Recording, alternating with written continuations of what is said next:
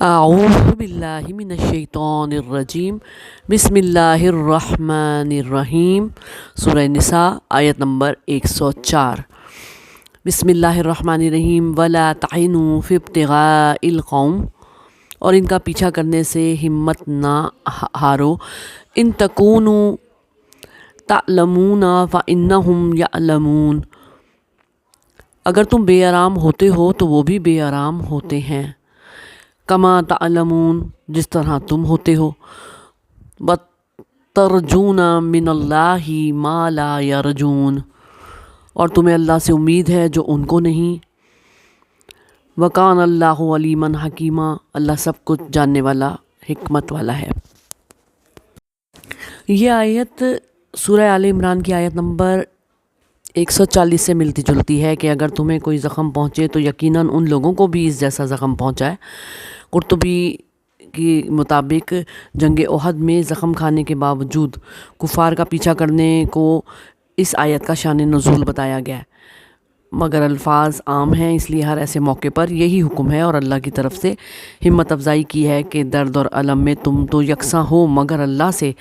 اجر کی امید میں تمہارا اور ان کا کوئی مقابلہ ہی نہیں ہے۔ ویسے تو تم سارے انسان ہو، وہ بھی انسان ہے، تمہیں زخم پہنچتا ہے تو ان کو بھی پہنچا ہے، لیکن بڑائی تم میں یہ ہے کہ تم اللہ سے اجر کی امید رکھتے ہو کیونکہ تم مسلمان ہو، اور ان کا اس معاملے میں کوئی ایسا عقیدہ نہیں ہے۔ اور یہ کہا جا رہا ہے کہ تم کیوں ہمت ہارتے ہو،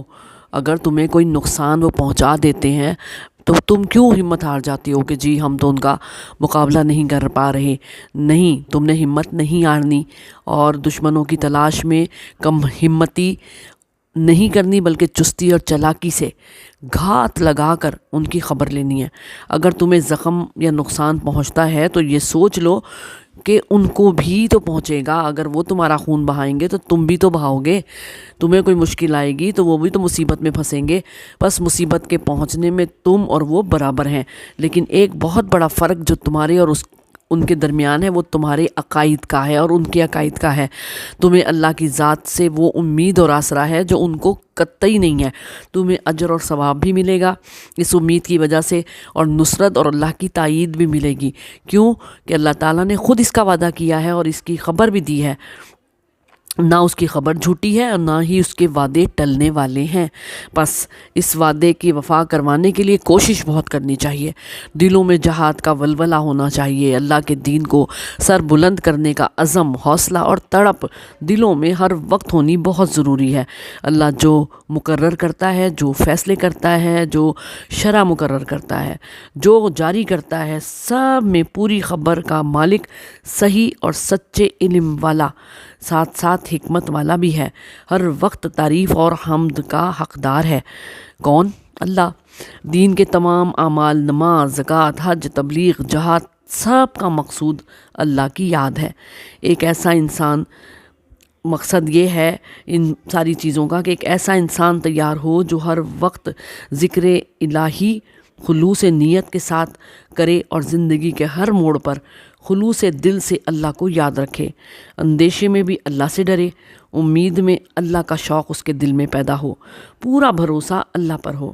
جو ملے اللہ کا تحفہ سمجھے اور جو نہ ملے اللہ کی مصلحت جانے، غرض پوری ہستی اللہ کے جمال اور جاہ میں گم ہو جائے، جنگ میں بھی نماز پڑھے تاکہ موت کے دہانے کھڑے ہو کر بھی،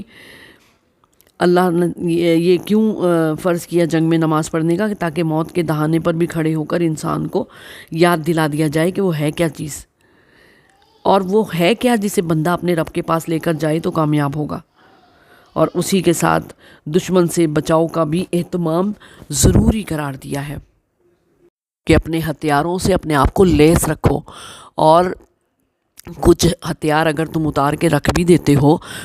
کسی وجہ سے، بیماری کی وجہ سے یا بارش کی وجہ سے، تو تم اپنے پاس ایسی چیز رکھو جو دشمن سے فوراً مقابلہ کرنے میں تمہارے کام آ جائے.